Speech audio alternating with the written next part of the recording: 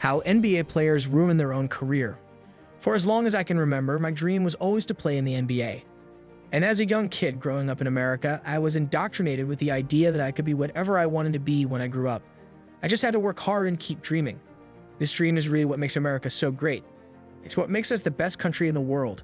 This idea that I could be whatever I wanted to be permeated from the media and Hollywood on American Idol and even from athletes. Kevin Garnett said it best after he won his first championship: anything is possible. Number 13. Antoine Walker, 1996 to 2008. By all accounts, Antoine Walker had a decent career. He is still known for having the best shimmy ever. But Walker's career was cut short at the young age of 31. In 2009, Walker's off-the-court problems began to surface more and more. He was cited for a DUI and was $800,000 deep in gambling debts. And just 1 year later, Walker lost all of his money and filed for bankruptcy with an excess of $12.7 million in debt. Walker tried to make a return to the league through the D-League, but it was too late by then. Today, Walker is a motivational speaker who tells others not to fall into the same trap that he once did. A tragic but redemptive story. Number 12. Lamar Odom, 1999 to 2013. In many ways, Lamar Odom was the left-handed LeBron James. He could do it all. He could play point guard and he could play center. He was a legitimate nightmare for people to guard. However, the nightmare that Odom regularly caused others eventually turned on himself. His father's substance abuse problems are well documented, but Odom also suffered from substance abuse himself. This eventually led to Odom's marriage with Khloe Kardashian falling apart, which was exasperated that much more because their marriage was on full display on a reality TV show. Number 11. Metta World Peace, 1999 to 2014. Metta World Peace played 15 years in the NBA. By no means was that a failure. He was even an all-star in 2004 and won a championship in 2010. However, it's not what Metta World Peace did, but what he didn't do. Metta could have had a Hall of Fame career had his emotional intelligence levels been higher at a younger age. His participation in the Malice at the Palace brawl in 2003 and his other off-the-court theatrics, however, sealed his fate from the Hall. It's a big blemish on what otherwise would have been a very good career. Number 10.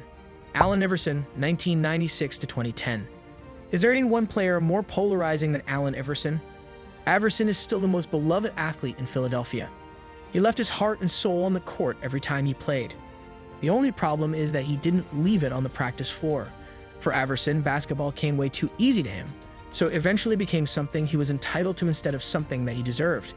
Eventually, Iverson was charged with every possible thing that you could imagine, from abducting his own children who were under the custody of his former wife, to his cancerous relationship with his head coach Larry Brown, to his drinking and gambling problems. Number 9. DeShawn Stevenson, 2000 to 2013. When Stevenson was a rookie, he was accused and convicted of sexually abusing a 14-year-old girl when he was 20 years old. Later on in Stevenson's career, he was also arrested for public intoxication. Stevenson was a serviceable player in the NBA, but his off-the-court problems really led him to be a headache for the teams that he played for. His best season came in 2003/04 when he averaged 11.4 points per game to go along with 3.7 rebounds per game. Not enough to be worth the headaches. Number 8. Michael Beasley, 2008 to 2014. The former number 2 pick from 2008 is already out of the league and playing in China. Who would have thought that Beasley's NBA career would only last 6 years when he was drafted? No one denies the talent that Beasley has. That is partly why Beasley even lasted 6 years in the league. Most teams would have given up on a player like Beasley had he not been so talented, but it has gotten to the point where desperate teams don't even want to take a gamble on Beasley anymore. Number 7. Delonte West, 2004 to 2012. It's hard to say whether or not Delonte is at fault for his off-the-court rumors or if his bipolar personality is to blame. No one knows for sure how serious West's bipolar issues are, but if they are serious, it is hard to blame someone for having such a complex and paradoxical personality. On the other hand, playing basketball is a public job that requires a high amount of professionalism, which is something that West struggled with early on in his career. Number 6. Shawn Kemp, 1989 to 2003. Yes, the Rain Man was a 6-time All-Star, but his career took a major nosedive after he was traded from the Seattle Supersonics to the Cleveland Cavaliers. Why was he traded? The Rain Man didn't like the long-term contract that he signed with the Sonics, so he wanted to restructure his contract. Unfortunately, the Sonics were not willing to oblige. A couple years later, Kemp was in the Midwest, struggling with weight issues and substance abuse. Number 5. Dennis Rodman, 1986 to 2000. How does a Hall of Fame player end up on this list? Rodman won 5 NBA championships, was NBA Defensive Player of the Year twice, and he's led the league in rebounding 7 times. And yet, his career was stunted by his off-the-court problems with alcohol, gambling, women, and family troubles. This really prevented Rodman from being even better than he could have been. Number 4.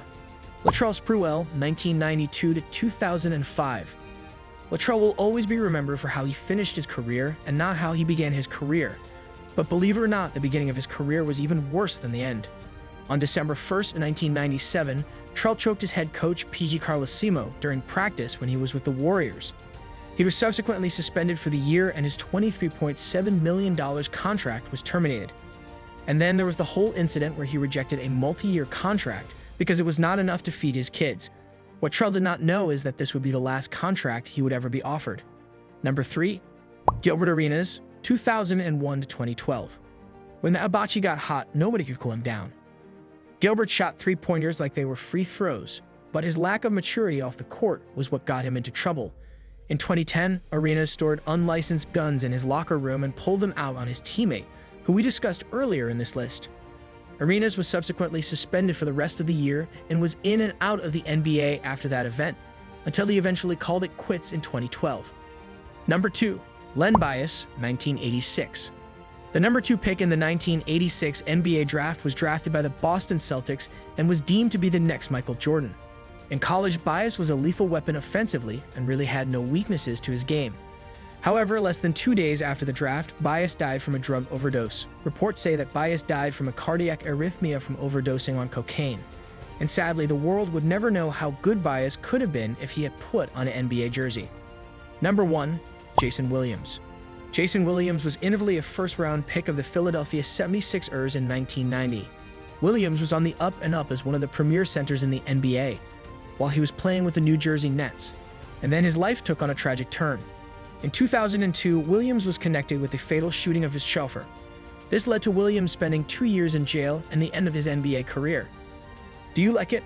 Kindly give your valuable response in our comment section below, and don't forget to subscribe to our YouTube channel for more interesting and informative video.